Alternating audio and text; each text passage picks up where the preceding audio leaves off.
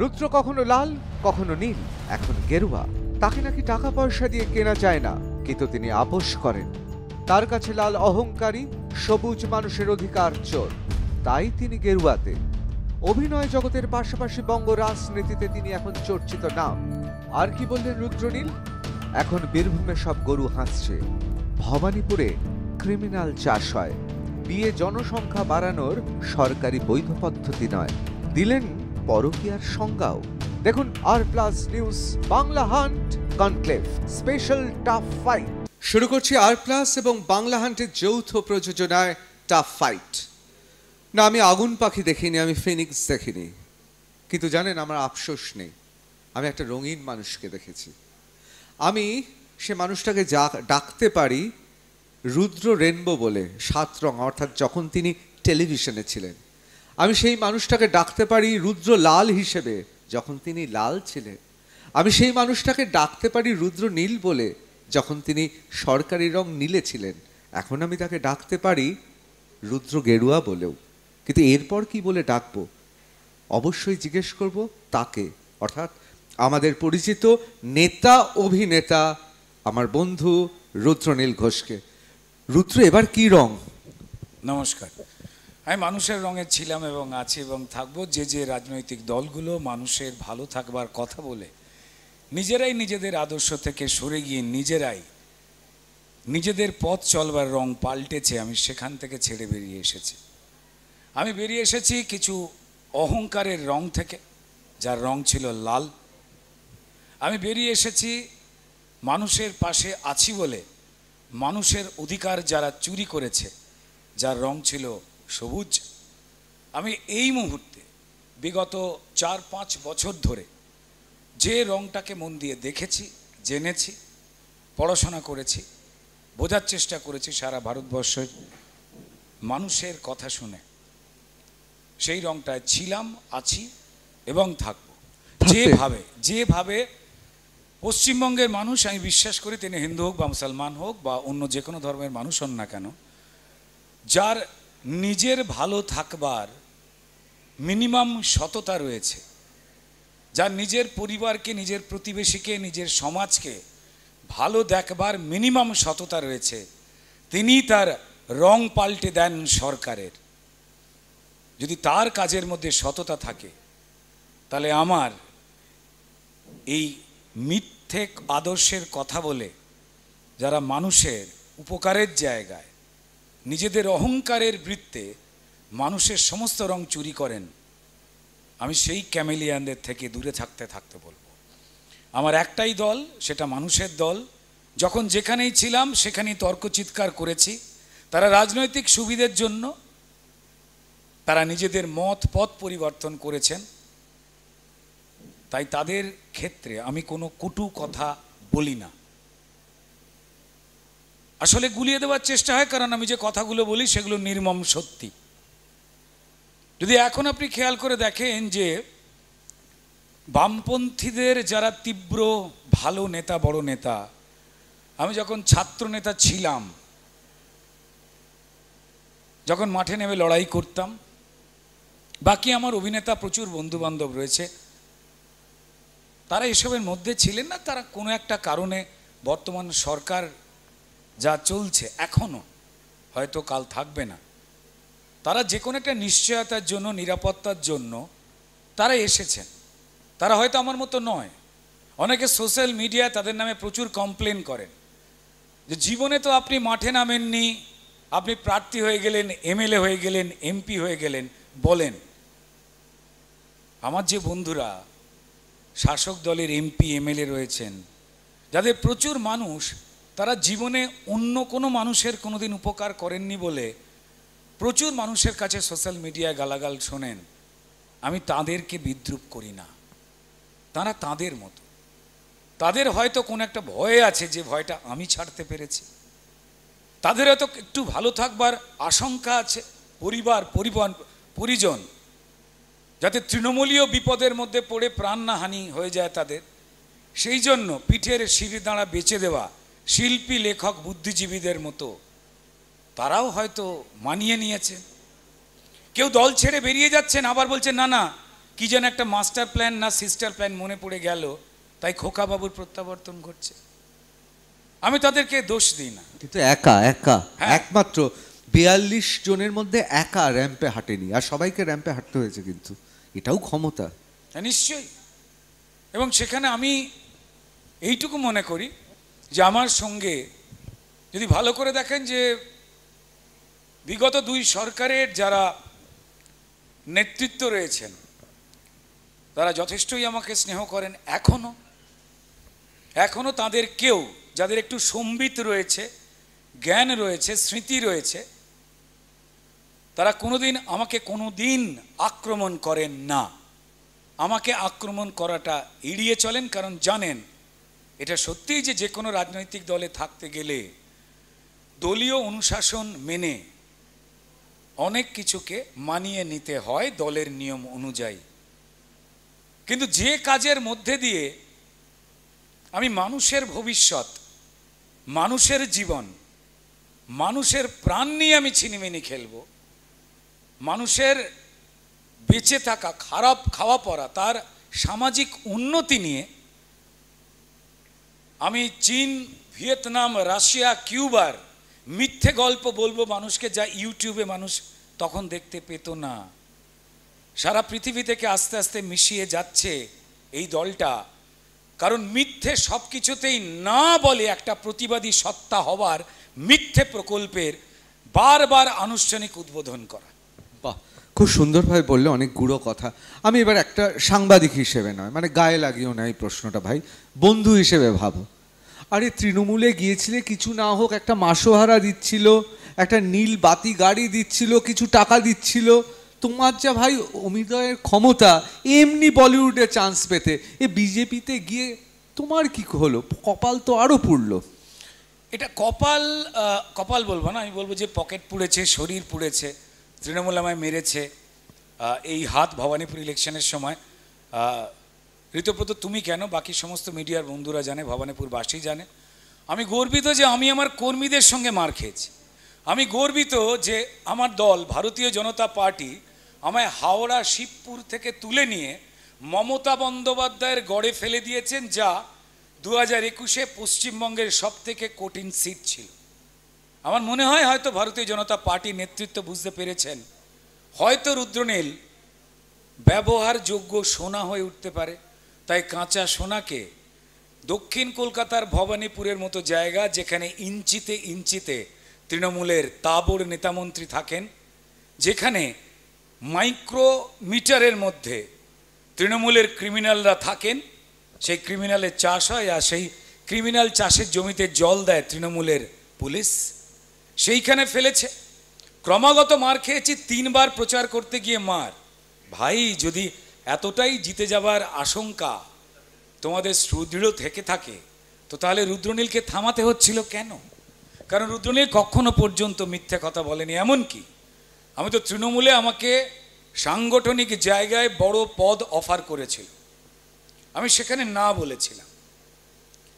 তারপর আমাকে সরকারিভাবে যে কথার জায়গাটা ঋতব্রত বললে খুব ইন্টারেস্টিং প্রশ্ন। প্রচুর মানুষকে বোঝানো হয় আমাকে হারিয়ে ফেলা অভাগী সিপিএম, আমাকে হারিয়ে ফেলা চোর তৃণমূল, তারা কষ্ট পায় আমাকে নিয়ে। কিন্তু সেই কষ্টের কারণ, সেই হতভাগ্যের কারণ তাদের পলিসি, তাদের মিথ্যাচার, তাই তারা আমাকে রাখতে পারেননি। তো তাদের আমি এইটুকু শুধু কথা বলবো, আমি যে মারটা খেয়েছি, এই মার খাওয়াটা সবাই দেখেছে। আমার নামে কোথাও পরিষ্কার কারুর পয়সা মেরে চলে এসেছি, কোনো মানুষের জীবন বিপন্ন করে দিয়েছি, নিজের কারণে অন্যের ক্ষতি করেছি, কেউ কোনোদিন কোনো কথা বলতে পারবে না, যে কোনো দলই। আরে বাবা, আমি যখন ছোট থেকে বড় হয়েছি তখন তো তৃণমূলে হয়নি, তারা কংগ্রেস এবং বিভিন্ন মিলিজুলি দল, সেই দল থেকে তৈরি হওয়া একটা দল। মমতা বন্দ্যোপাধ্যায় না ডান দিক না বাঁ দিক কোনো কিছুতে তো ছিলেন না। তিনি সততার প্রতীক নামের আগে লিখতেন, ঠিক যখন থেকে সততার প্রতীক আর লিখতে পারলেন না, ঠিক সেই সময় থেকে রুদ্রনীল ঘোষ কিন্তু বেরিয়ে চলে এসেছিল এবং একা লড়াইটা করেছে। না, মানছি, কিন্তু রুদ্র, আমি কারোর নাম বলবো না, তুমি বুঝতে পারবে, আমি বুঝতে পারবো, গুণীজনরাও বুঝতে পারবেন, কারণ আমাদের দর্শক যথেষ্ট গুণী। এমন একজনের নেতৃত্বে রাজনীতিটা করছিলে, দিনে তাকে কবার SMS তার সঙ্গে কথা হতো বলো?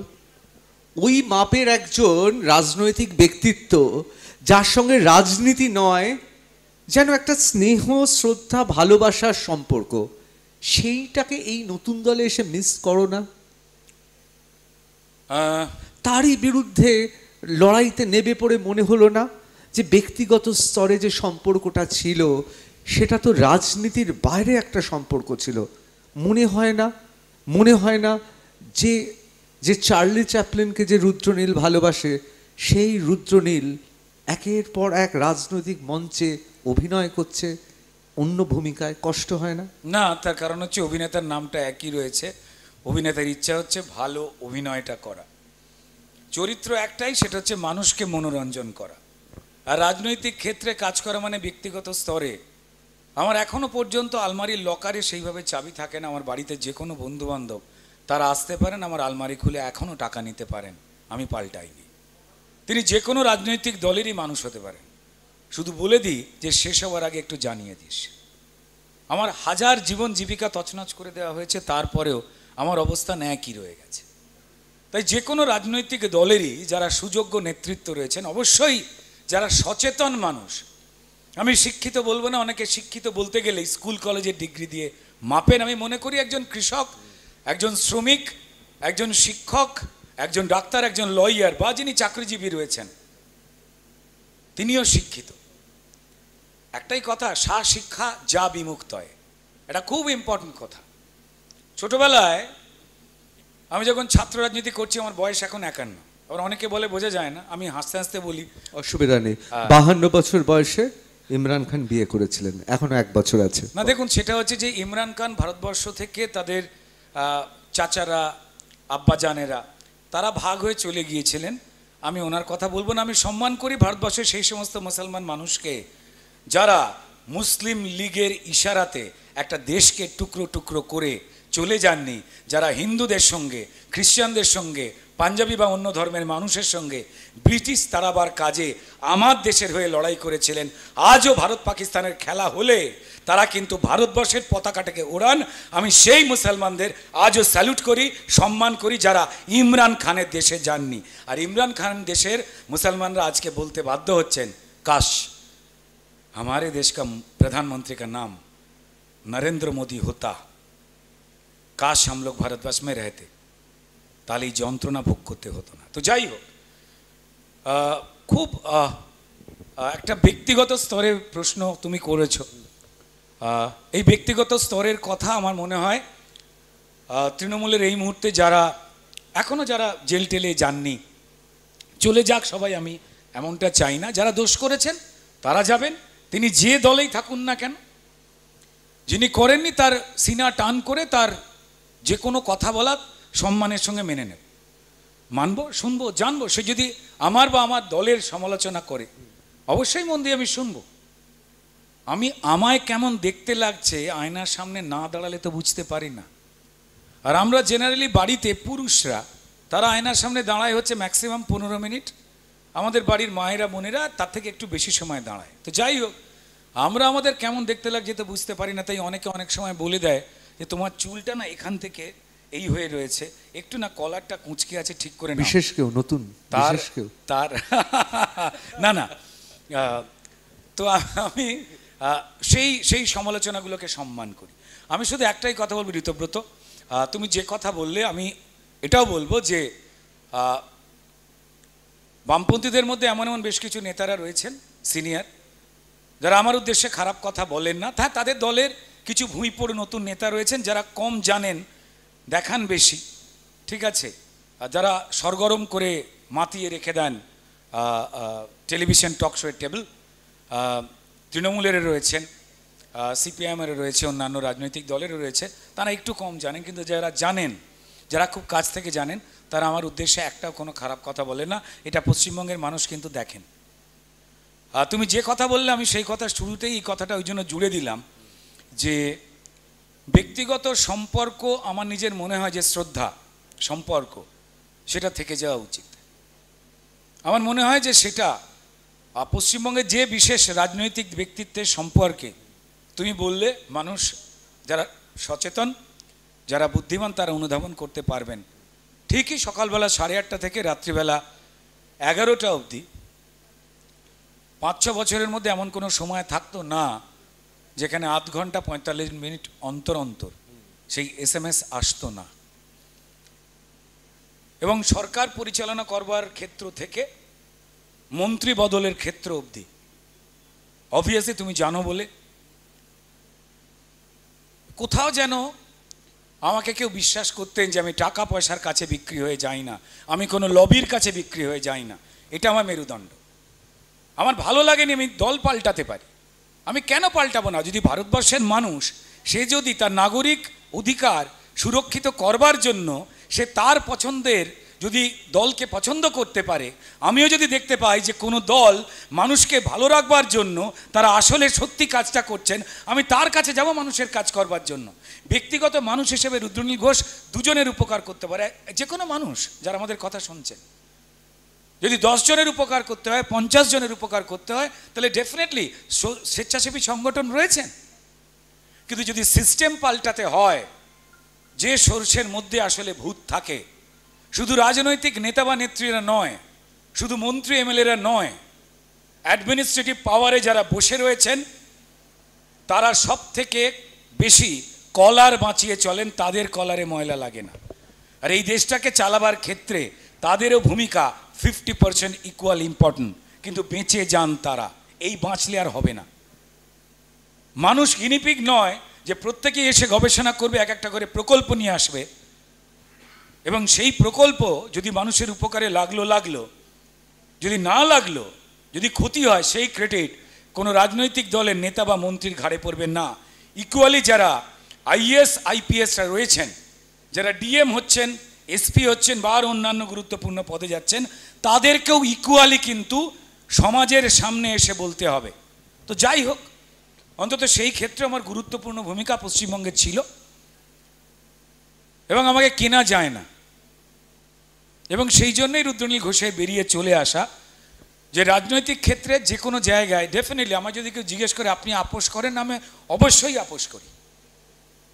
আমি 100-র মধ্যে 10 আপোষ করি, কিন্তু 50 আপোষ করি না। অবশ্যই। কিন্তু রুদ্র, আমি একটা কথা বলি, তোমাকে কেনা যায় না কিন্তু তোমাকে বেচা যায়, অন্তত ফিল্ম রাইটের ক্ষেত্রে বেচা যায়। আমি এবার যে কথাটা বলছি, দেখো বন্ধু হিসেবে বলছি, উপার্জনের কথা তোমার কাছের লোক, আত্মীয়, বন্ধুরা বলবেই।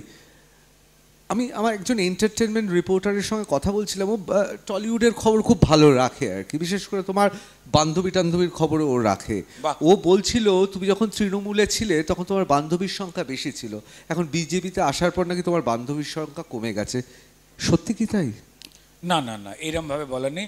আমি এইটুকু বলবো যে আমার বয়স্কা বান্ধবীদের সংখ্যা বেড়েছেন, যাদের বয়স মোটামুটি 55-র উপরে এবং 75 অবধি।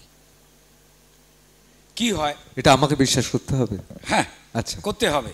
আমি জানি তারা এই কথা আমাকে এত বোকা দেখতে? না না না, আচ্ছা, একদম বোকা নয়। কি হয় আমি বলি, যে সেটা হচ্ছে পলাশ গাছকে না অনেক সময় দেখে বোঝা যায় না, হঠাৎ করে দেখবে সে লাল হয়ে গেল, ঠিক আছে, অন্য সময় শুকনো ডাল রয়েছে, পাতা রয়েছে, এরকম হয়। অনেক কিছুই হয়, অনেক কিছু বদলায়। আমার বন্ধুত্বের মানসিকতা অটুট রয়েছে, আমি খোলাভাবে কথা বলতে পারি। 8 থেকে 80 আমি সবাইকে ভালোবাসি। এবং দ্বিতীয় ক্ষেত্রটা হচ্ছে যে যেহেতু আমি এখনো পর্যন্ত বিয়ে করিনি, আমি নিজে বিশ্বাস করি যে বিয়েটা বেসিক্যালি সন্তান উৎপাদন করবার বা জনসংখ্যা বাড়াবার সরকারি বৈধ পদ্ধতি নয়। শেষ দিন অবধি একটা চরম বন্ধুত্বের সামাজিক একটা ব্যবস্থা। আমি এইভাবে সম্পর্কটাকে সম্মান করি। আমি আমার স্ত্রীর সঙ্গে শুয়ে থাকতে থাকতে রাস্তায় কোন মহিলাকে দেখে তার সঙ্গে একটু আলাপ করতে পারলে ভালো হতো ভাবতে ভাবতে আমি ঘুমোতে পারবো না। এ বিষয়ে তোমার দ্বিচারিতা? দুটো মিথ্যেকে নিয়ে আমি চলতে পারবো না। আমার যদি ভালো লাগে আমি বলবো। এরা যদি সেরকম যদি কোনো মানুষ হয় যিনি অকারণ, কিছু মানুষ থাকে না অকারণ সন্দেহ করতে ভালোবাসেন, কি করব? সন্দেহ করি। মানে আমি যেমন আমার তৃণমূলের ভাই বন্ধু যারাই রয়েছেন, আমি তাদের একটা দিকে না আমি প্রচণ্ড অনেস্ট দেখি, ভয়ঙ্কর অনেস্ট। যেভাবে তারা টক শোতে এসে, যেভাবে তারা ইন্টারভিউ দেওয়ার সময় মানুষের সামনে দাঁড়িয়ে যেভাবে, মানে আমি সিরিয়াসলি বলবো যে কোনো রাজনৈতিক দল যারা চাইবেন না, আমি তো চাপিয়ে দিতে পারি না। তৃণমূলের থেকে অবশ্যই এই অনেস্টিটা শেখার দরকার আছে, যে যে কিভাবে মিথ্যে কথা বলতে হয়, কিভাবে লুট করতে হয়। দেখুন, যদি পৃথিবীতে যে all world institute of criminology যদি শেখানো হয়, আমাদের পশ্চিমবঙ্গ থেকে যে কোনো রকম তৃণমূল দলের 1 থেকে 5 অবধি যে নেতারা রয়েছেন, তাদের যে কেউ প্রিন্সিপাল, ভাইস প্রিন্সিপাল হতে পারবে। সামাজিক চোর যিনি, হয়তো ধরুন যে গামছা চুরি করেন, তিনি মহিলা গিয়ে চুরি করবেন রাত্রিবেলা ছাদের দরজা খুলে, কিংবা হয়তো ভাবছে যে গ্রিল ভেঙে চুরি করব। যে যে পদ্ধতিতে এতদিন ধরে বালতি, গামছা, গরু, আবার গরুতে চলে গেলাম কেন, যে সত্যি কথা, যাকে তো যারা ছাগল চুরি করেছেন, হ্যাঁ ছাগল, আমি ছাগলেই থাকবো, তো যারা ছাগল চুরি অবধি করেছেন, তারা এতদিন ধরে জেলে বসে বসে এখন দেখছে জেলের পাশে পাশে গরু চোর, ডাইনোসর চোর, ঠিক আছে, চাকরি চোর, মান চোর, ইজ্জত চোর, এই সমস্ত সিলেবাস তারা পড়েননি, তাদের গুরুদেবরা শেখায়নি। তারা শীত কাটা, পকেট কাটা তারা শিখেছিলেন। এরা দেখতে পাচ্ছে সরকারি কোষাগার কাটা, হেল্প করছে কে? একটা বড় অংশের ডিস্ট্রিক্ট ম্যাজিস্ট্রেটরা। হতভাগ্য লাগে নিজেকে যে আমার এটা বাংলা নয়, এটা আমার দেশ নয়। তো যাই হোক, তো যেমন তারা খুব খাটেন যে আমি, চোরেরা যেমন ভেবেছিল আমি এইভাবে বাড়িতে চুরি করবো, তৃণমূল ঠিক উল্টো। আমার ইন্টারেস্টিং লাগে, প্রত্যেকটা দলের শেখা উচিত। আমি জাস্ট কালকেই আমার এক ভারতীয় জনতা পার্টির খুব অনেস্ট একজন কর্মীর সঙ্গে আমার ঝগড়াই হয়ে গেল। সব কর্মী অনেস্ট না, না, সিরিয়াসলি ঝগড়া হয়েছে, তারপরে আমাকে মেনেছে যে আমি ঠিক বলেছি। তৃণমূল বলছে আমরা 24 ঘন্টা মানুষের পাশে আছি, ও চিৎকার করে বললো যে এরা বলে বেড়াচ্ছে যে আমরা 24 ঘন্টা পাশে আছি। না, আমি বললাম যে মিথ্যে কথা বলছে। আপনি ভারতীয় জনতা পার্টির একজন কর্মী হিসেবে আপনি মিথ্যে কথা বলছেন। আপনি 24 ঘন্টা মানুষের পাশে থাকেন না, 24 ঘন্টা মানুষের পাশে থাকে তৃণমূল, 100 বার বলছে এবং সত্যি কথা বলছে। এইখানে ভারতীয় জনতা পার্টি পিছিয়ে রয়েছে। আমাকে বললো কিভাবে? এবং খুব স্বাভাবিকভাবে, সারা দিনের মধ্যে একটা মানুষের 5 থেকে 6 ঘন্টা অন্তত তার ব্যক্তিগত টাইম, যেমন সে পায়খানা বাথরুম করতে যাবে, ভারতীয় জনতা পার্টির কোনো কর্মী তার সঙ্গে থাকে না পায়খানা বাথরুম করবার সময়, কিন্তু তৃণমূল থাকে। কারণ পায়খানা বাথরুমে মানুষ জামা কাপড় ছাড়ে, জামা কাপড়ের মধ্যে পকেট থাকে, পকেটে টাকা থাকে, সেই টাকা তৃণমূলের দরকার। মানুষ যখন তার নিজের স্ত্রী, তার স্বামীর সঙ্গে শুতে যায়, তখন বাইরের পোশাক ছেড়ে তখন শোবার পোশাক পরে শুতে যায়। ভারতীয় জনতা পার্টির প্রার্থীরা, কর্মীরা, তারা কেউ তাদের পাশে থাকে না ওই 6 ঘন্টা। তৃণমূল থাকে, দেখে যে কোন পোশাকটা ছাড়লো, আনলায় রাখলো, ঠিক স্বামী স্ত্রীর পাশে একটু জায়গা দাও, আপনার খাটিতে বসি বলে শুয়ে পড়ে।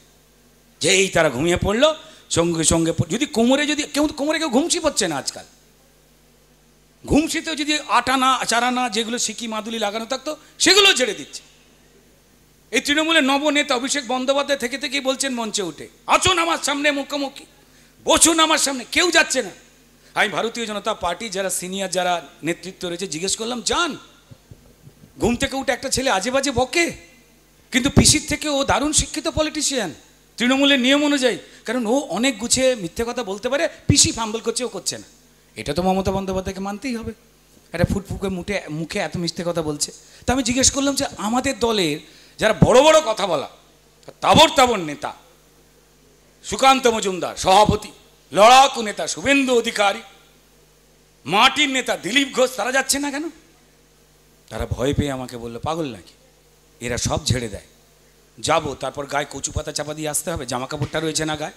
সো আমি মেনে নিয়েছি। আমি বললাম যে ভারতীয় জনতা পার্টি তৃণমূলের থেকে ডেফিনেটলি পিছিয়ে রয়েছে, চুরি জচ্চুরি সব ওরা লুট করছে। তো ফলত এগুলো দেখবার পর আমার মনে হচ্ছিল আমি এখানে থাকতে পারবো না। আমাকে থাকতে গেলে এই চুরির সঙ্গে থাকতে হবে, আমাকে থাকতে গেলে এই সিস্টেমটার পার্ট হতে হবে। যে সময়তে আইলা বোধহয় হবে, যখন মানুষ কান ধরে পয়সা ফেরত দিচ্ছিল, উঠবোস করছিল, গ্রামে তৃণমূলের নেতারা, সেই সময় কাউকে গ্রেপ্তার করা হয়নি। 1000 বার অনুরোধ করেছিলাম, আপনি যার কথা বলছেন তাঁকে, একটা লিমিট থাকে। আমি ডেফিনেটলি ওনাকে শ্রদ্ধা করি, সম্মান করি, কিন্তু দেখুন, ধরুন আপনি একজন প্রেমিকা, আপনার সঙ্গে প্রেমিক আসতেন, আপনার সঙ্গে দেখা করবার সময় তার হয়তো গোলাপ ফুল কেনার পয়সা নেই, সে হয়তো আপনার এই টেবিলে রেখে দেওয়া একটা লজেন্স নিয়ে আসতো। আপনার প্রেমিক, আপনি প্রেমিকা, আপনাকে দিত, আপনি জানতেন যে ও চাকরি পায়নি, ও গরিব, কিন্তু ও যে লজেন্সটা দিচ্ছে তার মধ্যে আন্তরিকতা রয়েছে, আপনি নিতেন। আপনাদের সম্পর্ক প্রেমের ছিল, ভালো ছিল, কিন্তু হঠাৎ করে সে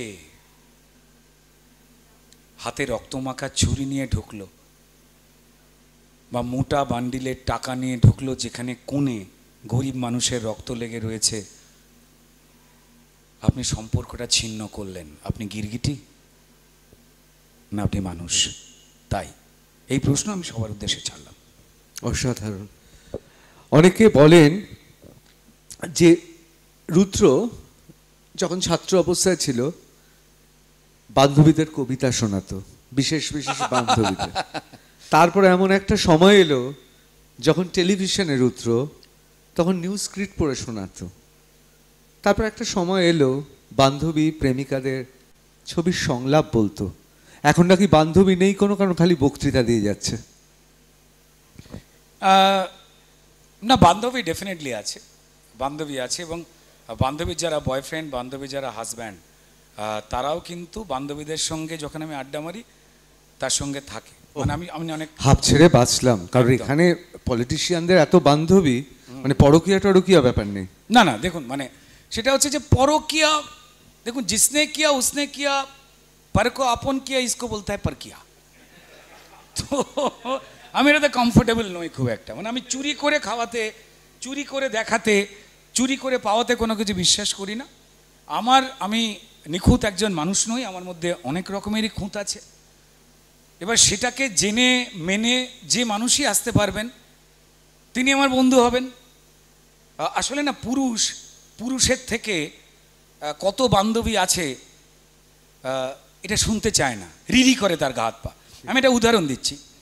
দেখুন, প্রবল পরিশ্রম করে উন্নয়ন তিহার জেলে চাদর জড়িয়ে সপরিবারে রয়েছে, মেয়েকে ভালোবাসেন বাবা।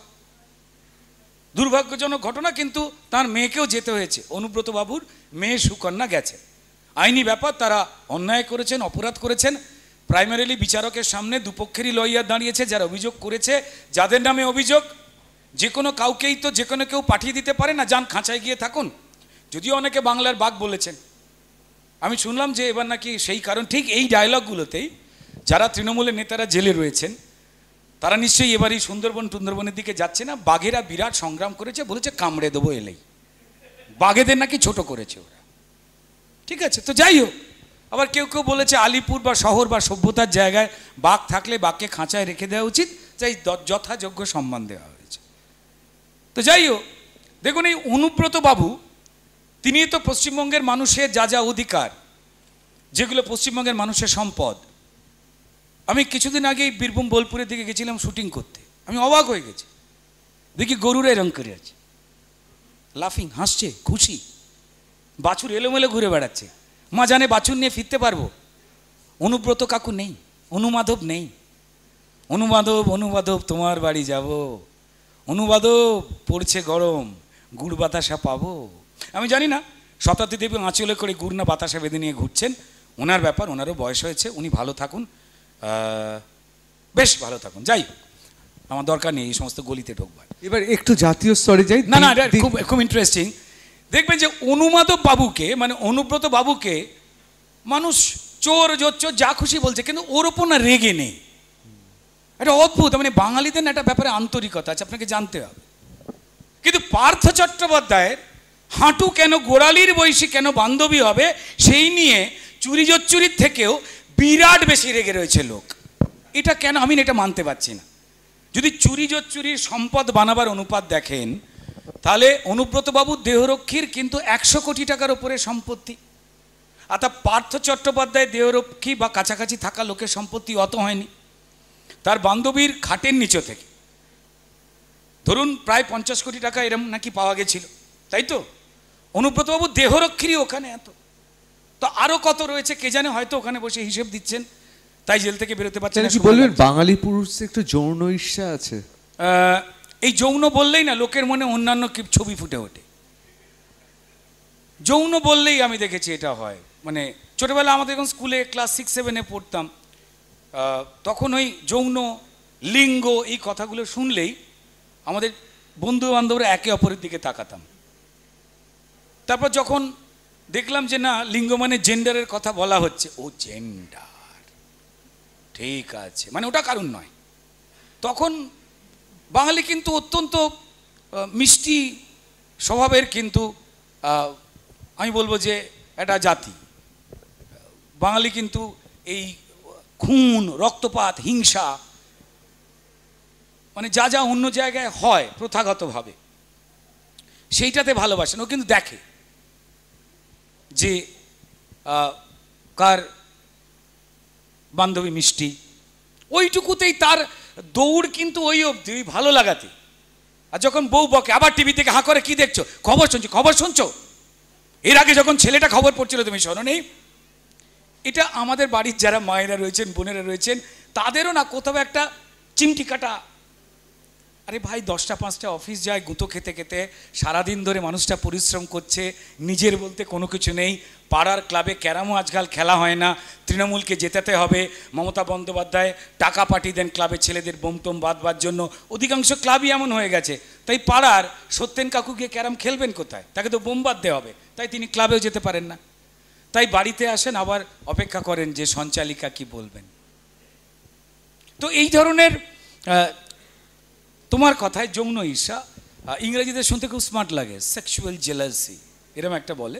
তো যাই হোক, আমার যেটা মনে হয় যে এই আগে যেমন এই সেক্সি কথাটা বললেই অ্যাল ছিছি ঠাকুর পাপ দেবে হতো, এখন কিন্তু আমাদের সমাজে, সেটা গ্রাম হোক, শহর হোক, মফস্বল হোক, এই সেক্সি কথাটাকে কিন্তু স্মার্ট বা চরম কনফিডেন্ট লাগছে এই ক্ষেত্রে কিন্তু ব্যবহার করা হয়।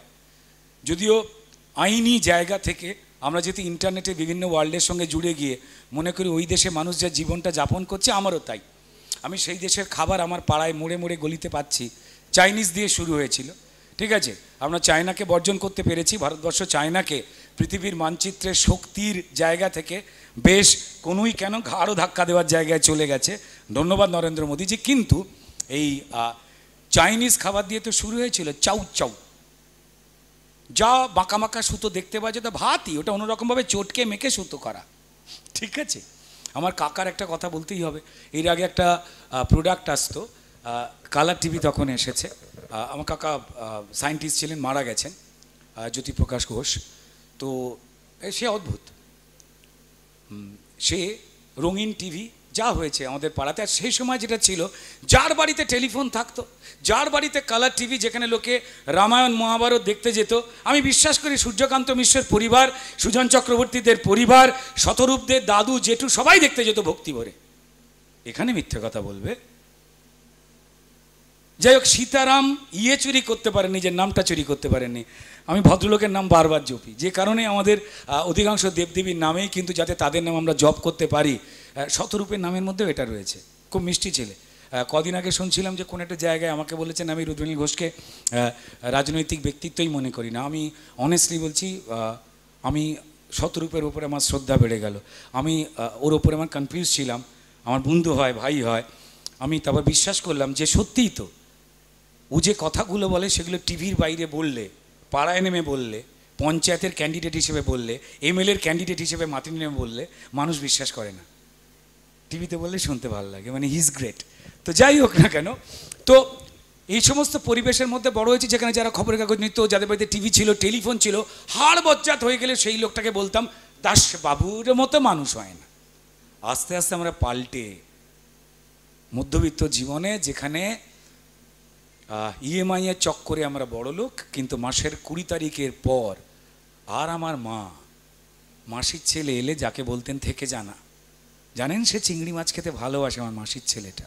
আমার মা মন থেকে থাকতে বলতে চায়, কিন্তু তার টিভির জন্য ইনস্টলমেন্ট, পাড়ায় তার সম্মান বাড়াবার জন্য বাড়ির বাইরে ডিজাইনার রং, সেই কারণে মাসির ছেলেকেও মা বলতে পারেন না 4 দিন থেকে যাবি বাবু, কারণ ইলিশ মাটির খরচটা চলে যাবে। আমি সেই সমাজ থেকে পাল্টাতে পাল্টাতে পাল্টাতে এসেছি, এবং সেই সমাজে বন্ধু এবং বান্ধবী নিয়ে লুকিয়ে প্রেম করার মধ্যে যে আনন্দ ছিল, যে কারণে সরস্বতী পুজো, ভ্যালেন্টাইন্স ডে এর মতো ইম্পর্ট্যান্ট একটা জায়গায় ছিল, লাগামহীন বন্ধুত্ব নারী এবং পুরুষের, যাদের গোপের রেখা উঠছে বা যাদের লজ্জাবোধ বাড়ছে আমাদের মেয়েগুলোর, সেই সময় একটা অ্যাডভেঞ্চার ছিল।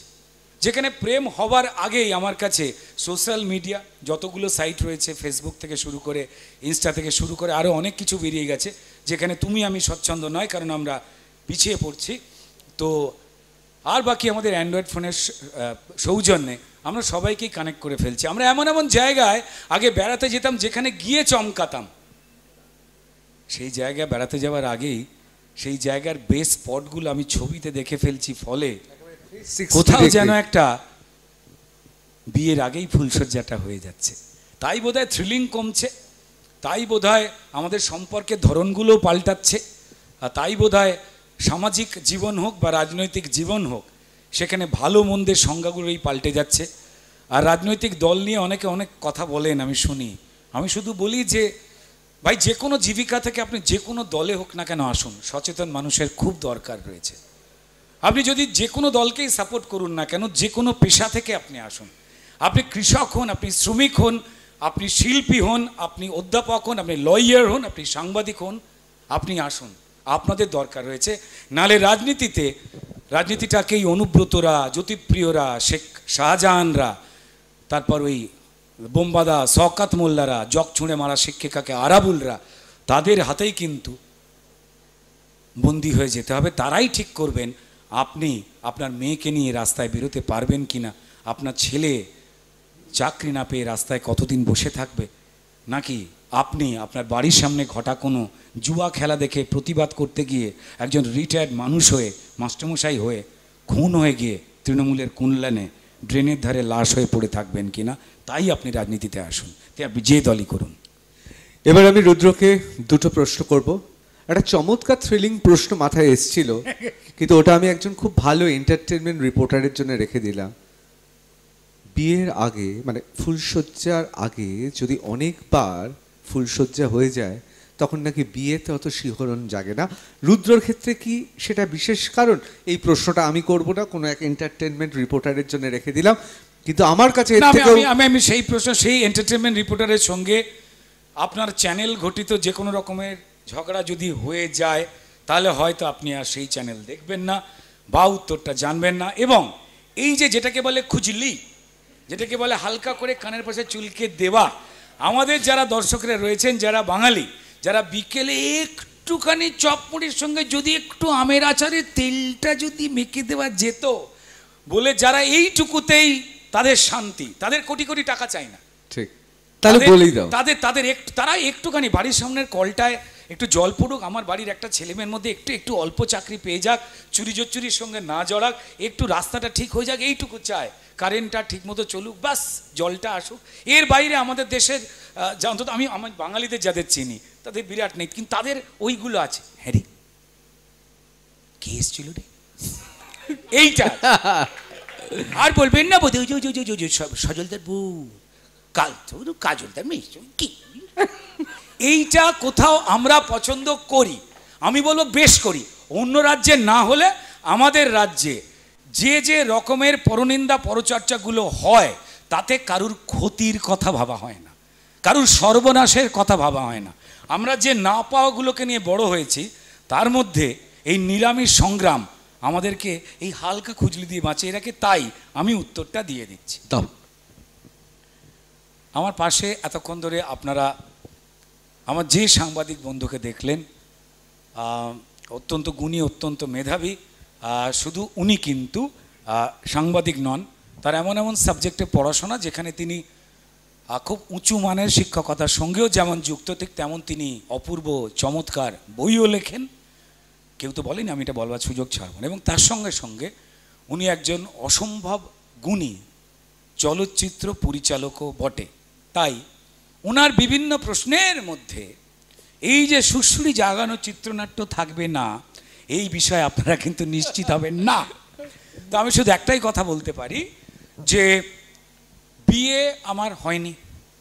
দেখুন, যারা গ্রামের দিকে বাড়িতে গেছেন তারা দেখেছেন বিয়ের সময় হ্যাজাক জ্বালা হতো, আলো এরম করতো, তারপর যখন কমে আসতো আমাদের পান ফেলে দেওয়া ঠাকুমার গালের মতো হয়ে যেত হ্যাজাগের ওই সুতোর বাল্বটা। সেই সময় কিন্তু বেশ কিছু বাড়িতে লোকজন ঘুরে বেড়াতেন, এই পাম দিয়ে দে। কিছু লোক আছে পাম দিত, শক আওয়াজ হতো, তারপর আবার আলো জ্বলে উঠত, ঠিক আছে। এবং ওই বিয়ে বাড়িতে কিন্তু একটা অদ্ভুত রকম হ্যাচাক নিয়ে এগিয়ে দেওয়া ছিল, এবং তার সঙ্গে সঙ্গে অবারিতভাবে পরিষ্কার বেশ কিছু কুকুরের মারামারির আওয়াজও পাওয়া যেত। যে কুকুররা এই মুহূর্তে পশ্চিমবঙ্গের তৃণমূলের নেতাদের দেখেও লজ্জা পেয়েছে, আর এই ডাক আপনি পাবেন না, কারণ তারা মুখ এবং মানে ইনপুট এবং আউটপুট অবধি খাওয়ার পর মারামারি করে চলে যেত। এরা এত খাচ্ছে, আমি বালুদার কথাই বলছি, এত খেয়েছে, চাল ডাল রেশন বেচে দিয়েছে, এত খেয়েছে, এত টাকা বান্ধবীর খাটের নিচে এর ওখানে রাখছে বেরোচ্ছে। তো যাই হোক, সেই পরিবেশে কুকুররাও খাওয়ার পর চলে যেত। তৃণমূলের কিছু নেতারা রয়েছেন, তারা যে কেন এত খাচ্ছেন রাখছেন জানি না, তো কুকুররাও লজ্জা পেয়ে গেছে। এখানে কিন্তু এই সময় আমাদের একটা বাসর জাগার একটা ব্যাপার ছিল বিয়ে বাড়িতে। এই বাসর জাগার মধ্যেই কিন্তু ছিল বিয়ে বাড়িতে কার মাসির মেয়ের বন্ধু, কার পিসির ছেলের বন্ধুর মধ্যে একটা হালকা লেনদেন হবে, ভাব ভালোবাসা। হোয়াটসঅ্যাপ ছিল না, ইনস্টাগ্রাম ছিল না, ফেসবুক ছিল না, অর্কুট ছিল না। এবং আমাদের বাড়ির বড়রা, এই শোন তুই, তোরা গল্প করছিস, তিনি জানেন কি গল্প হতে চলেছে।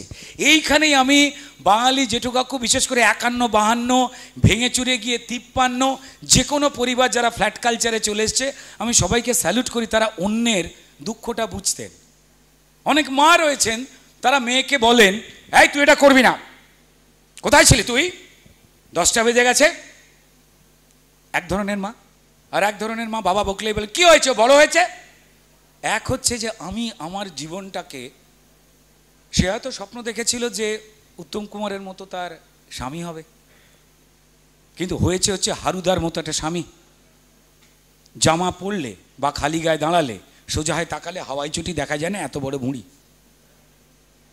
আমাদের মায়েদের মানিয়ে নিতে হয়েছে, তাই তো। তো এবার তিনি জানেন যে আমি জীবনটাকে কেমন করে বাঁচতে চেয়েছিলাম, আমি কি পড়াশোনা করতে চেয়েছিলাম, কি আনন্দ উপভোগ করতে চেয়েছিলাম। আমি চেয়েছিলাম আমার একটা বন্ধু হবে, হয়তো এক্স নামের কি ওয়াই নামের একটা ছেলে, কিন্তু জীবন তো অন্য কথা বলে, ঘুরিয়ে নিয়ে গিয়ে ফেলে। হয়তো তার জীবনে যেটা হয়নি, তিনি চান যে তার মেয়ে অন্তত এইটুকু অধিকার অর্জন করুক, অন্তত নারী স্বাধীনতার জায়গা তারা কিন্তু খুব ভালো করে বোঝেন। হয়তো তারা নারী স্বাধীনতার মতো করে যারা লড়াই করছেন তাদের আমি সম্মান করি, তাদের মতো গুছিয়ে বলতে পারেন না। তো তাই এই সহজ সম্পর্কের যে পরিবেশ তৈরি হয়েছে, সেখানে দেখুন, আমি যদি বিয়েবাড়ির ওই হ্যাজাকটা হই, খেয়াল করে দেখবেন ওই হ্যাজাকের দিকে প্রচুর কিছু ছুটে আসতো। হ্যাজাকের দোষ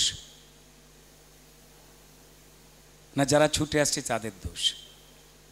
রুদ্রনীল ঘোষ তো 6 ফুট 9, 5 ফুট 5। হ্যাঁ, এখন খুব একটা চেক বাউন্স করে না, এখন তো চেক ফেক পাই না, কাজ পাত তৃণমূলের কল্যাণে ওম ভূর ভুয়াস হয়ে গেছে। টলিউডে থেকে বলিউডে বেশি এখন। না, আমাকে আমি যখন বলিউডে ময়দান রিলিজ করছে 10 এপ্রিল, তো ট্রেলার লঞ্চ ছিল,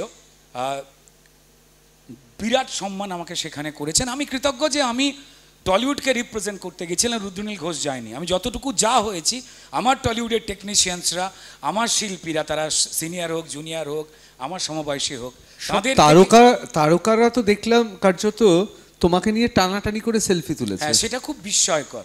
এটাও একজন বলেছেন যে স্টার কিডস বা স্টার ফ্যামিলি থেকে না হলে নাকি এতটা বেশি আন্তরিক হয় না বম্বের মানুষ। এটা সত্যি। এটা কি দিল্লি যোগের জন্যই হচ্ছে? না, আচ্ছা, কারণ 19 থেকে আমার পারফরমেন্স নিয়ে তাদের যে ভালো লাগাটা হয়েছে, আমি যখনই ধরো যশরাজ স্টুডিওতে প্রথম দিন অজয় দেবগানের মতো এত বড় যে একজন অ্যাক্টরের সঙ্গে অভিনয় করতে যাচ্ছি, তার সঙ্গে গজরাজ রাও রয়েছেন, অজয় দেবগনজি, গজরাজ রাও, প্রিয়ামণি, তাদের সঙ্গে যখন আমি কাজ করি, যদিও প্রিয়ামণিজির সঙ্গে আমার সেইভাবে সিন ছিল না, অসাধারণ অভিনেত্রী, যারা দক্ষিণ ভারতে। এটা তো বোধহয় অজয় দেবগনের সঙ্গে দ্বিতীয় ছবি, আগেও তো একটা হয়েছে না, আর একটা ছবি করবার ছিল নির্বাচনের বাতাবরণে, অজয় দেবগনের স্ত্রী সঙ্গে একটা সিনেমা করবার কথা ছিল, কিন্তু সৌজন্য ভারতীয় জনতা পার্টি তার কর্মী হিসেবে লড়াই করবার জন্য সেই সিনেমাটি আমি করতে পারলাম না। অনেকগুলো টাকা পেতাম।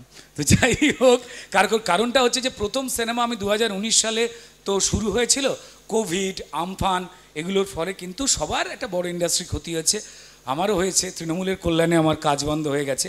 তো যাই হোক, সবাই যে আমাকে জড়িয়েছেন, স্নেহ করেছেন, এটা আমায় জড়াননি তারা। অবশ্যই।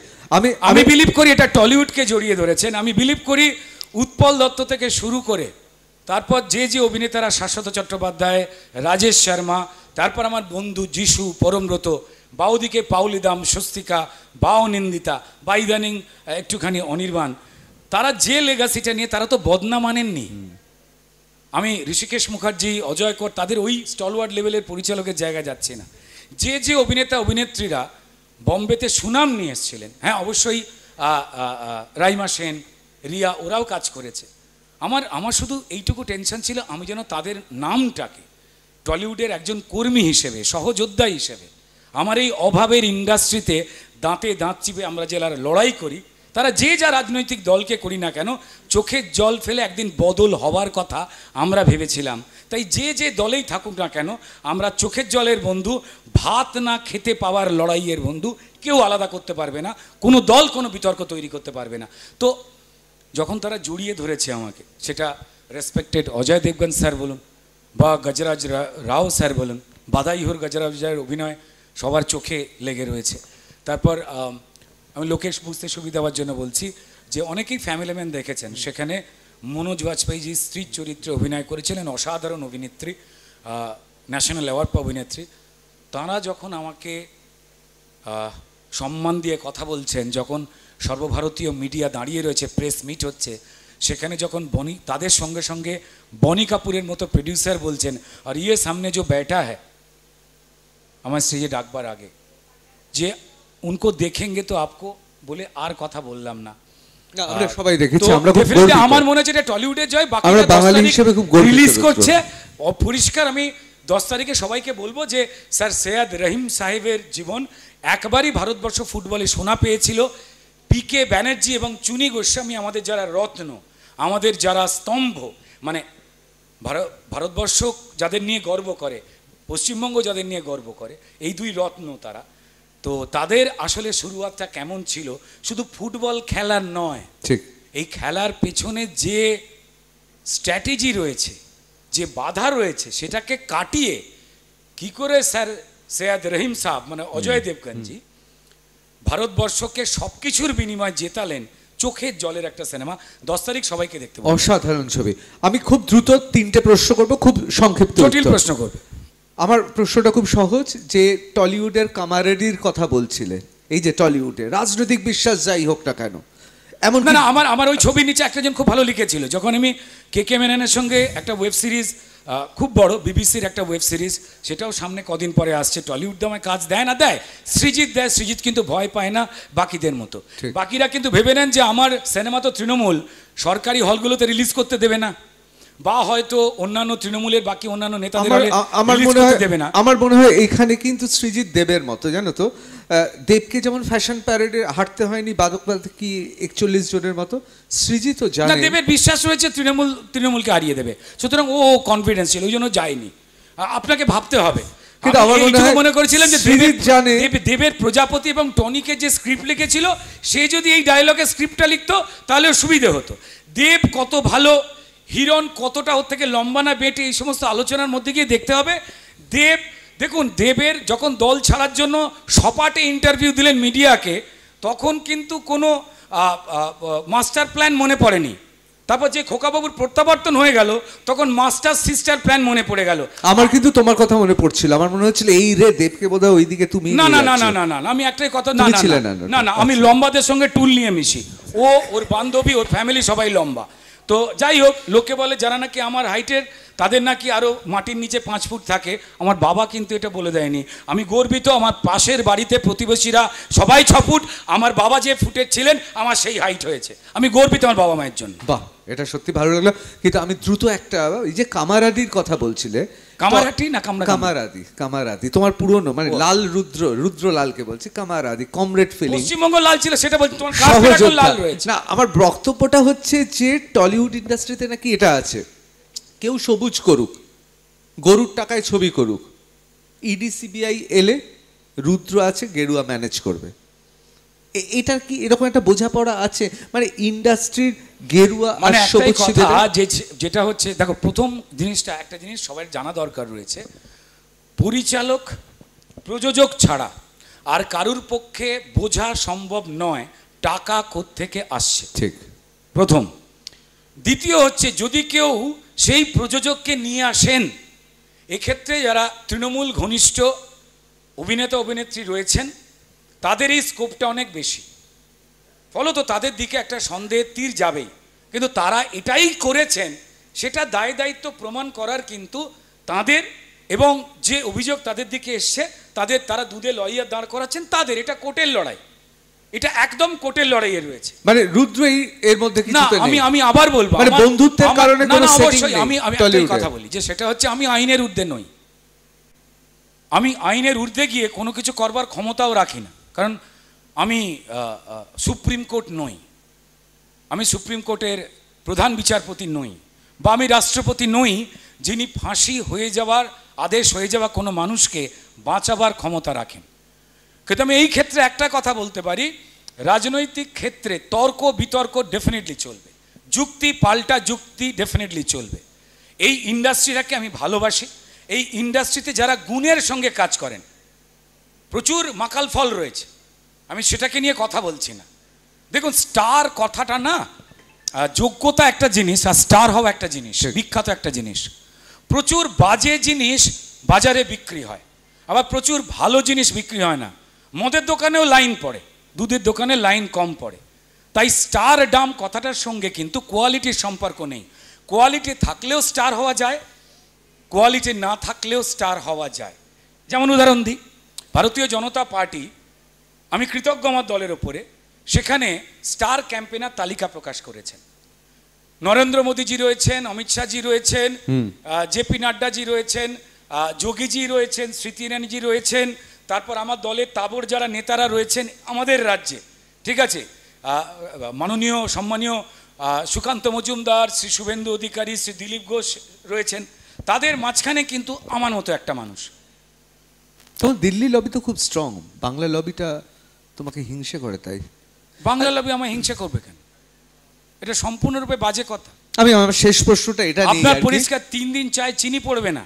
আমি আমি আমি এই শেষ প্রশ্ন এটা, বাঁশ অত্যন্ত মানুষের দরকারি, বাঁশ দিয়ে মণ্ডপ হয়, বাঁশ দিয়ে রাজনৈতিক দলের মঞ্চ হয়, আবার বাঁশের থেকে কঞ্চির দর বেশি থাকে। দিল্লিতে ওই রকম তাবড় নেতা, তাদের স্ত্রীরা বলছেন রুদ্রনীলের মতো এরকম অভিনেতা হয় না, সবাই খুশি।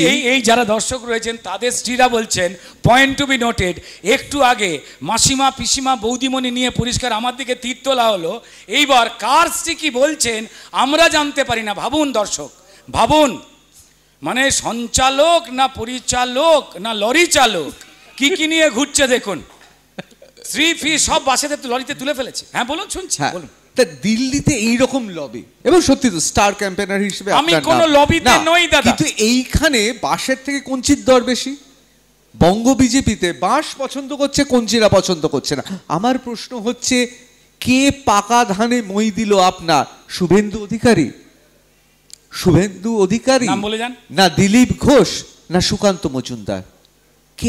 কে বারবার আপনার পাকা ধানে মই দিচ্ছে বলুন তো?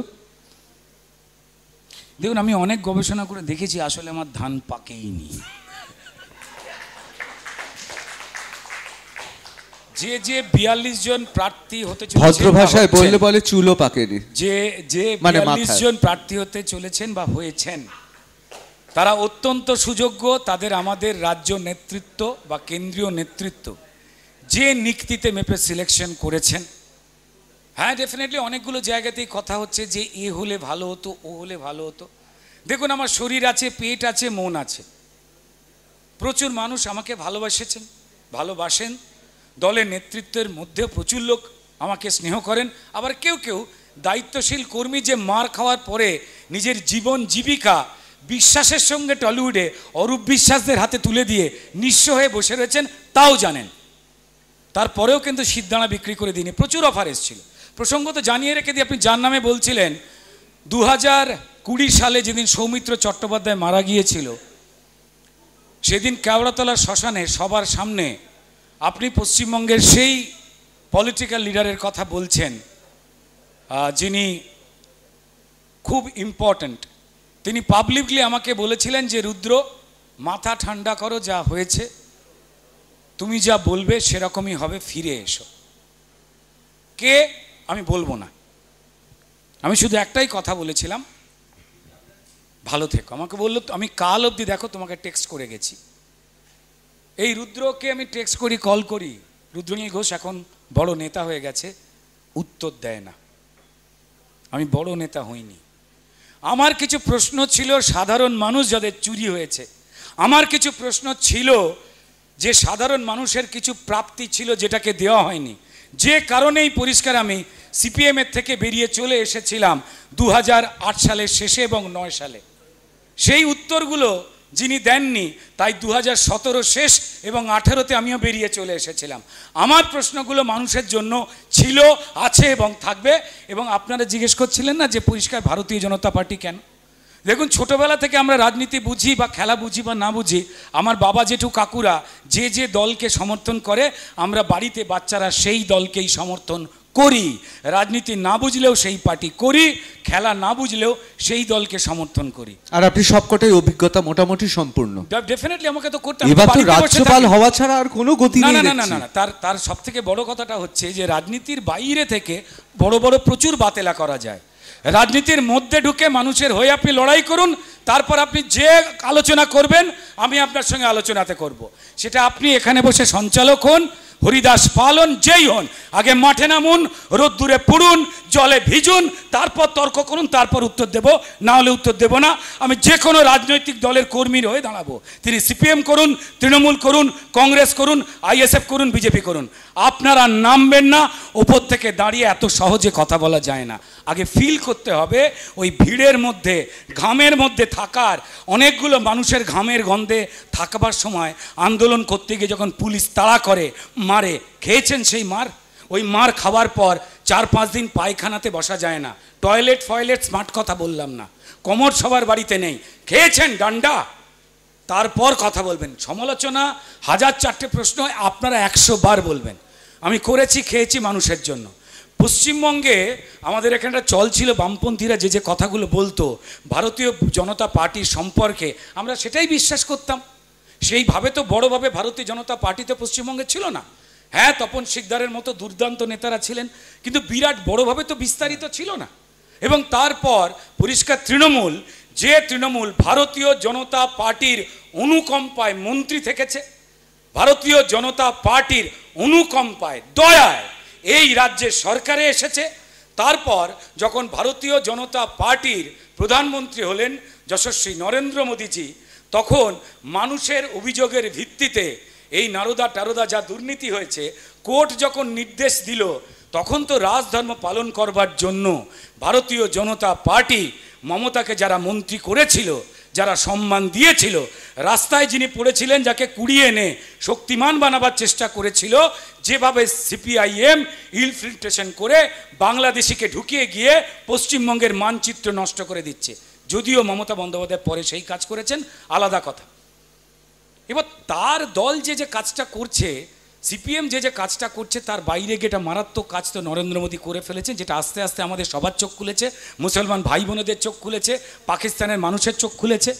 মধ্যবিত্ত জীবনযাপন, ইএমআইতে বাঁচা মধ্যবিত্ত, একটু ভালো থাকা মধ্যবিত্ত, একটু স্বপ্ন দেখা যে আমিও একদিন আমার স্বামী সন্তান পরিবারের জন্য আর একটা বাড়ি বানাতে পারবো, একটু কষ্ট করে জমি কিনবো, সেই মধ্যবিত্ত যে জীবনযাপনের মধ্যে রয়েছে, তার থেকেই একটুখানি নেমে এলেই আপনি দেখবেন যারা প্রান্তিক মানুষ, যারা নিম্নবিত্ত, তাদের কোনো নাগরিক স্বীকৃতি বা সম্মান সরকারিভাবে কেউ দেয়নি। কেন্দ্রে যতগুলো দল এসেছে তারা কথা দিয়েছে, চলে গেছে। সেই দলের মধ্যে কংগ্রেস ছিলেন, সেই দলের মধ্যে জোট ছিল, সিপিএম ছিল, তারা সেই কথাগুলো প্রপারলি রাখতে পারেননি, ফলে সেই কাজগুলো করতে হচ্ছে। তাহলে যে দলটা একটা বৈপ্লবিক কাজ করছে, এখন বিপ্লব মানেই তো সিপিএম করে, শিল্প সংস্কৃতি মানেই সিপিএম, এই সমস্ত থোপে দেওয়া হয়েছিল না মাথাতে। শিল্পী হতে গেলে, লেখক হতে গেলে আপনাকে সিপিএম হতে হবে, তাই তো? কংগ্রেস ফংগ্রেসই হওয়া যাবে না, সিপিএম হতে হবে। যাই, ভালোবাসায় প্রগতিশীল। হ্যাঁ হ্যাঁ, কি ভালোবাসায় বলতো প্রগতিশীল। দেখুন, প্রগতিশীল কি জয়াশীল কি অরিন্দমশীল, আমি এই সমস্ত তর্কের মধ্যে যাচ্ছি না। তো যাই হোক না কেন, এই যে সোশ্যাল রিফর্মিং একটা কাজ করা, যে আমি এমন এমন প্রকল্পগুলোকে তারা নিয়ে আসতে দেখেছি, ভাবতে দেখেছি, যেখানে পাকাপাকিভাবে যারা প্রত্যন্ত মানুষ তাদের মাথায় পাকা ছাদ বাড়ি। ভুলে যান প্রত্যেকটা প্রকল্পের মধ্যে কতগুলো পশ্চিমবঙ্গে তৃণমূল চুরি করছে, ভুলে যান সেগুলো। এই নাগরিক যে সম্মানটা, তারপর পরিষ্কার ইজ্জত ঘর বা পরিচ্ছন্নতা রোগ জীবাণুর হাত থেকে বাথরুম বানানো, এগুলো তো পাকাপাকি প্রকল্প। মধ্যবিত্ত বাড়ির, উচ্চবিত্ত বাড়ির মা বোনেদের ইজ্জত থাকবে। আমাদের হিন্দু মুসলমান যে সমস্ত গরিব ভাই বোনেরা রয়েছে, তাদের মায়েদের বোনেদের ইজ্জত নেই, যারা চান করতে যাবে বা গোসল করতে যাবে খোলা পুকুরে বা মাঠে, সেইটা বানিয়ে দেওয়ার চেষ্টা করেছে। তার সঙ্গে সঙ্গে আয়ুষ্মান ভারতের মতো কার্ড, স্বাস্থ্যের কথা ভাবা হয়েছে, প্রচুর এমস তৈরি হয়েছে, রাম মন্দির ভক্তরা তৈরি করেছে, প্রত্যেকটা সনাতনী তাদের চাঁদা দিয়ে তৈরি করেছে, বিজেপি সরকার তৈরি করেনি। বরং বিজেপি সরকার মুসলিম সম্প্রদায় যাতে হজে ঠিক করে যেতে পারে সেই জন্য আরো অনেক বেশি করে সাহায্য, যা কংগ্রেস সরকার দিতে পারেনি, সেটা দিয়েছে। তো যাই হোক, এই যেই স্বাস্থ্যের দিকে নজর রাখতে গিয়ে আয়ুষ্মান ভারতের মতো কার্ড, সেই কার্ড বলুন তো ভারতবর্ষ জুড়ে চিকিৎসার জন্য এতটা সুবিধে দিয়েছে, সেই কার্ডের মধ্যে কোথাও হিন্দু মুসলমান শিখ খ্রিস্টান রয়েছে? একটা সরকার তো আসে মানুষকে সুবিধে দিতে। জব কার্ডের টাকা বাড়ানো হয়েছে কারণ জীবনযাপন জিনিসপত্রের দাম বেড়েছে। গরিব বাচ্চাদের মিড ডে মিলের জন্য যাতে স্কুলে যায়, সেটাও তৃণমূল চুরি করে খেয়ে নিচ্ছে। এই যে প্রকল্পগুলো রয়েছে, এই প্রকল্পগুলো মধ্যবিত্তের সঙ্গে প্রান্তিক মানুষের যে তফাৎটা ছিল নাগরিক হিসেবে, সেই সম্মানের জায়গায় নিয়ে আসা। বিশ্বকর্মা প্রকল্প এসেছে, যারা হয়তো ধরুন জুতো পালিশ করে, কি নাপিত মানুষ রয়েছেন, আরও প্রচুর জীবিকা রয়েছে, তারা যাতে লোন পেয়ে নিজের একটা ব্যবসায় আসতে পারে। এটা সোশ্যাল রিফর্ম নয়? আমি জানি বামপন্থীরা, আমার কংগ্রেসের বন্ধুরা, আমি তৃণমূলে যারাও রয়েছেন, তারাও হয়তো হ্যাঁ এই কাজগুলো ভালো, তারা নিজেরাও মানছেন। সেই কাজের অ্যাপ্লিকেশন কেমন হতে পারে সেই নিয়ে 40টা গবেষণা হতে পারে, কিন্তু তাদের বিরোধিতা করতে হবে বলে তারা বিরোধিতা করছেন। লাভ হয়নি, লাভ হবে না, কারণ হিন্দু মুসলমান সবাই মিলে ভাবছেন। পরিষ্কার আমিও পড়াশোনা করতে শুরু করেছিলাম, তারপর আমি সিদ্ধান্ত নিয়েছি, আমাকে যা শেখানো হয়েছিল, আমাকে যা পড়ানো হয়েছিল, আমাকে যা বোঝানো হয়েছিল, আমি অনেস্টির সঙ্গে সেগুলো শিখেছিলাম। কিন্তু তারপর যে যে দলগুলো আমাকে পড়িয়েছিল, শিখিয়েছিল, তারাই দেখলাম যারা একে অপরের বিরুদ্ধে নিজেদের আদর্শগত জায়গা থেকে আক্রমণ করত। সিপিএম, কংগ্রেস কি না আক্রমণ করেছে। সিপিএম বলতো গলি গলি মে শোর হ্যায়, রাজীব গান্ধী চোর হ্যায়। রাহুল গান্ধীর বাবা শ্রদ্ধেয় প্রাক্তন প্রয়াত প্রধানমন্ত্রী রাজীব গান্ধীকে চোর সারা দেশে যে পরিচিত করেছিল, তার ছেলে রাহুল গান্ধীর পেছনেই কিন্তু সূর্যকান্ত মিশ্রদের হেসে ঘুরতে হয়। তারাই বলেছিলেন যে সিদ্ধার্থ শঙ্কর রায়ের আমলের সময় থেকে আমাদের কর্মীদের, কমরেডদের খুন করা রক্তে কংগ্রেস ওই রক্তাক্ত হাতে ভাত মেখে খেয়েছে। যদি হাত রক্তাক্ত হয়ে থাকে তো তাহলে আপনি হ্যান্ডশেক করলেন কেন? আবার তাদের সবাইকে মিলে যারা মারল, এই যে কেজরিওয়াল, তিনি জেলে রয়েছেন। আচ্ছা, কমপ্লেনটা কে করেছিল, চেপে যাওয়া হচ্ছে কেন? কেজরিওয়ালের বিরুদ্ধে কমপ্লেন তো কংগ্রেসের করা স্যার, যারা ওই জোটের মধ্যে ছিলেন, ইন্ডি জোট, কংগ্রেসের করা কমপ্লেন বারবার কেজরিওয়ালের বিরুদ্ধে। তারপর তদন্ত, তারপর তার দলের আরেকজন গ্রেপ্তার, তারপর উনি গ্রেপ্তার। মিথ্যে কথা না বেশি দিন থাকে না। আমি বলবো যারা বিরোধী পক্ষের রাজনীতিতে রয়েছেন, যারা করছেন, তারা কনস্ট্রাকটিভ আক্রমণ করুন, তারা কনস্ট্রাকটিভ বিকল্প রাস্তা দিন। নরেন্দ্র মোদী প্লেনে করে ঘুরে বেড়ায়, এত কোটি টাকার প্লেন। ঘোড়ার ডিম আজকে সারা ভারতবাসী, সারা ভারতবর্ষ বুক ঠুকে বলে আই অ্যাম ইন্ডিয়া, আমি ভারতবাসী। আমি জানি আমার তৃণমূলের যারা বন্ধুরা রয়েছেন, যারা কংগ্রেসের বন্ধুরা রয়েছেন, যারা সিপিএমের বন্ধুরা রয়েছেন, তারাও গর্বিত হন। আমার দেশে একের পর এক বড় শিল্প আসতে চলেছে, যা কল্পনার অতীত ছিল। এই ভদ্রলোক ঘুরে বেরিয়েছিলেন সারা ভারতবর্ষের কাছে, সারা পৃথিবীর কাছে ভারতবর্ষের মানকে তুলে ধরবার জন্য। এটা সবাই মেনে নিয়েছেন, স্বীকার করেছেন। হ্যাঁ, নির্বাচনের লড়াই, কেউ প্রার্থী হবে, কেউ হবে না, কেউ টিকিট পাবে, মন খারাপ, কেউ পাবে না। মন খারাপ দাদা, আমার পেট আছে, খারাপ হয়নি। মন আছে, সামান্য খারাপ হয়েছিল। আমার মন, আমি তো কয়লা চুরি করিনি, আমি তো গরু চুরি করিনি, আমি তো চাকরি চুরি করিনি, এমন কি অপরাধ রয়েছে আমার মন, আমি সেটাকে একটুখানি খারাপ করেছি, কিন্তু দলের কাজ করতে করতেই খারাপ করেছি। তার মধ্যে একটা দিন, একটা মুহূর্ত ছিল না যে আমি আমার কাজ, যে কাজ দল দায়িত্ব দিয়েছে, বিশ্বাস করে দায়িত্ব দিয়েছে, ইলেকশনে আমাকে এত বড় ওই লিস্টের মধ্যে আমায় রেখেছে, আমাকে কালচারাল। অনেকে বলছে স্টার ক্যাম্পেনার হিসেবে নামটা দেখেই রুদ্র বুঝে গেছেন, বুদ্ধিমান, অপেক্ষা করছে কিছু বড় কিছু। আমি কিচ্ছু না, আমার উপরে কালচারাল ক্যাম্পেন পথনাটকের মধ্যে পরিষ্কার এই প্রকল্পগুলো, সন্দেশখালির ঘটনা বলুন বা বাকি যেভাবে তৃণমূল মানুষের অধিকার লুট করেছে, ছেলেমেয়েগুলো রাস্তায় বসে রয়েছে। আপনি যদি আমার জিজ্ঞাসা করেন যে আমি কবে বিয়ে করবো, আমি পরিষ্কার বলি, আমি বারবার প্রথম থেকেই ওই রাস্তায় গান্ধী মূর্তির নিচে, মাতঙ্গিনী হাজরার মূর্তির নিচে যে ছেলেমেয়েগুলো বসে রয়েছে, একদম প্রথম থেকে আমি তাদের কাছে যেতাম। তারা আমায় চেনেন, আমি তাদের সঙ্গে বসে গল্প করতাম, আমি তাদের চিনি। আমার বাবা মার শিক্ষক ছিলেন, এখন নেই, মারা গেছে। তারাও রাজনীতি করছেন, বামপন্থী রাজনীতি করতেন, কিন্তু রাজনীতি তখন পরিষ্কার প্রফেশন হয়ে যায়নি। কারুর বাড়ির ভাইপো, ভাইজি, অমুক তমুক রাজনীতিতে যে আসছে, খারাপ বলছি না, যোগ্যতা আসবে, তাদের যে যোগ্যতা নেই তাকে যোগ্য বলে ঢাক পেটাবার কোনো মানে হয় না। তো যাই হোক, তাদেরও কিন্তু অনেকে না বিয়ের বয়স পেরিয়ে গেছে। আমার মনে হয় যে রুদ্রনীল ঘোষ কবে বিয়ে করবে সেই কথা না ভেবে, ওইখানে যে আয়েশা বলে যে মেয়েটি বসে আছে, ওইখানে অঞ্জনা বলে যে মেয়েটি বসে আছে, ওইখানে শান্তনু বলে যে ছেলেটা বসে রয়েছে, ওইখানে শরীফুল মোল্লা বলে যে ছেলেটি বসে আছে, তাদেরও বিয়ের বয়স পেরিয়ে যাচ্ছে। বৃদ্ধ বাবা মায়ের জন্য একটা জামা কাপড় কিনবার তাদের ক্ষমতা হয় না। ঈদ, মহরম, দুর্গাপুজো বা খ্রিস্টান মানুষ যারা বা শিখ মানুষ যারা, তারাও চাকরি পায়নি, বসে আছে। আমার বোনগুলো তার ভাই বোনদের জন্য একটা জামা কাপড় কিনতে পারে না, বাবা মায়ের জন্য ওষুধ কিনতে পারে না। যেদিন ওদের বিয়ে হবার রাস্তাটা হয়ে যাবে না, তার পরের দিন আমি বিয়ে করে ফেলব। অসংখ্য ধন্যবাদ। রুদ্র আমাদের বন্ধু, রুদ্র তাই বলছে যতক্ষণ না রাস্তায় নেমে রাজনীতি করছি না, ততক্ষণ প্রশ্নগুলো করব না। কিন্তু রুদ্রকে জানিয়ে রাখি, রুদ্র বাম আমলেও দেখেছি, এই আমলেও দেখেছি, বারবার কিন্তু আমরা রক্তাক্ত হয়েছি সাংবাদিকরা। সুতরাং আমাদের বোধহয় প্রত্যক্ষ রাজনীতি না করলেও রাজনৈতিক আঁচেই আমরা বাঁচি। আমার অনুষ্ঠান একেবারে শেষ। আমি অনুষ্ঠানের শেষে জায়গায় শুধু একটাই কথা বলবো, যে গণতন্ত্র আক্রান্ত রয়েছে, গণতন্ত্রের একটা খুব গুরুত্বপূর্ণ পিলার যারা সত্যিটাকে তুলে ধরছেন, তাদের প্রতি অবশ্যই আমার সম্মান।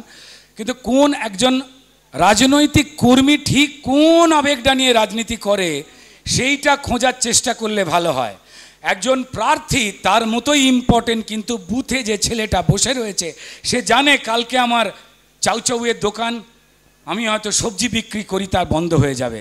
আমার মনে হয় যে রাজনৈতিক নেতাদের দেখে শুধুমাত্র রাজনীতি বিচার না করে সাংবাদিক যারা রয়েছেন, আমার যারা বন্ধু, যে মিডিয়ায় একটা সময় আমি দাপটের সঙ্গে কাজ করেছি, তারা যদি একটুখানি বুথে বসা একটা কর্মী, তাকে দেখে যদি রাজনৈতিক হিসাবটাও যদি কষেন, তাহলে অনেকটা বেশি হৃদয় ঢুকে তারাও কড়া প্রশ্নগুলো করতে আরও হাতে অস্ত্র পাবেন।